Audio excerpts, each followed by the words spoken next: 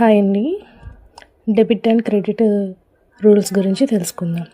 Debit అంటే what comes in, credit అంటే what goes out.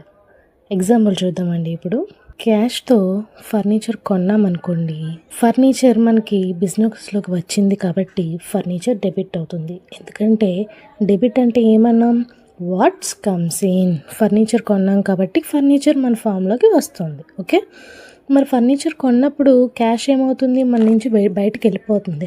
So cash మన business నుంచి వెళ్ళిపోతుంది కాబట్టి క్యాష్ క్రెడిట్ అవుతుంది అనమాట. సో వెరీ సింపుల్ లాజిక్ ఏంటంటే incoming debit, out going credit. Okay అండి. డెబిట్ అంటే వాట్ కమ్స్ ఇన్, క్రెడిట్ అంటే వాట్ గోస్ అవుట్. మీరు అకౌంటెంట్ అవ్వాలనుకుంటే కనుక ఈ రూల్ స్ట్రాంగ్గా గుర్తుపెట్టుకోవాలండి. ఓకేనా. Follow for more accounting Telugu videos. Thank you. Hi అండి. డెబిట్ అండ్ క్రెడిట్ రూల్స్ గురించి తెలుసుకుందాం. డెబిట్ అంటే వాట్ కమ్స్ ఇన్, క్రెడిట్ అంటే what goes out.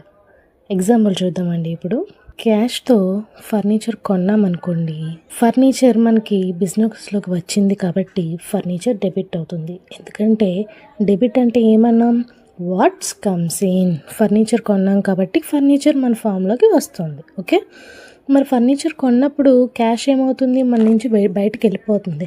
So cash మన బిజినెస్ నుంచి వెళ్ళిపోతుంది కాబట్టి క్యాష్ క్రెడిట్ అవుతుంది అనమాట. సో వెరీ సింపుల్ లాజిక్ ఏంటంటే incoming debit, out going credit. Okay అండి. డెబిట్ అంటే వాట్ కమ్స్ ఇన్, క్రెడిట్ అంటే వాట్ గోస్ అవుట్. మీరు అకౌంటెంట్ అవ్వాలనుకుంటే కనుక ఈ రూల్ స్ట్రాంగ్గా గుర్తుపెట్టుకోవాలండి. ఓకేనా. Follow for more accounting Telugu videos. Thank you.